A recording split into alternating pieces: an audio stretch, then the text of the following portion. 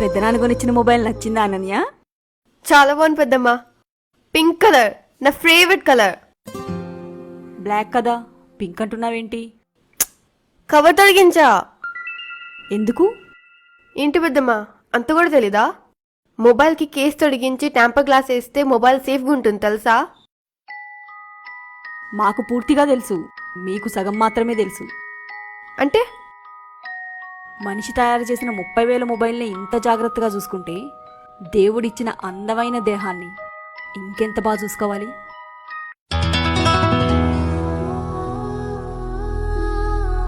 Okay పెద్దమ్మ. పెద్దమ్మ